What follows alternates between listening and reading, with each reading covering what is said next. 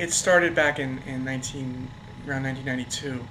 I just kind of turned the column over to the readers and said, "This is yours. I'll do what I can to find out information for you." And the response was overwhelming. People first started emailing before emailing was really real popular. They'd send me letters, they'd call me up, and I started right away putting my ways to contact me at the end of the column, which no one had done around here as of that point, and it just opened up the doors. I posted a blog this afternoon, and within 2 minutes I had a response to it, something I had on there.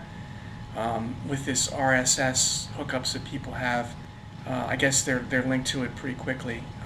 For the most part, I think it's a lot more exciting. There's a lot more capabilities with it, and there's two avenues of feedback: the public comments, and people can still email me if they don't want to publicly comment as well.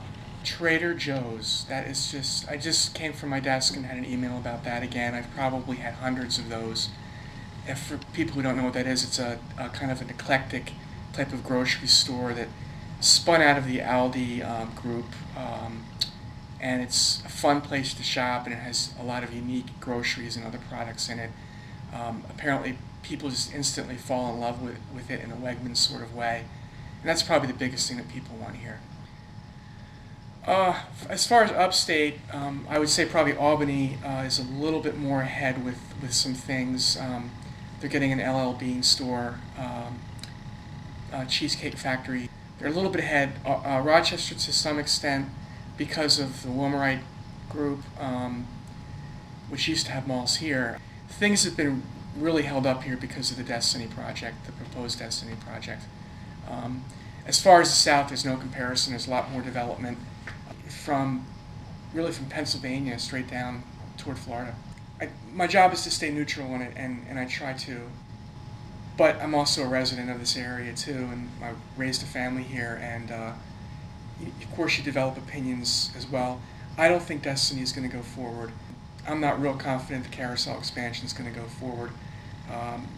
I want to see steel in the ground like a lot of people, not steel on the ground, but in the ground.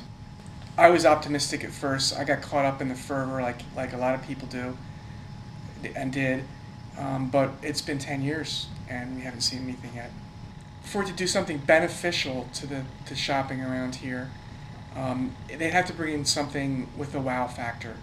It would have to be something like an IKEA or a Cabela's, or a combination of those, or an LL Bean, but LL Bean's going into Albany.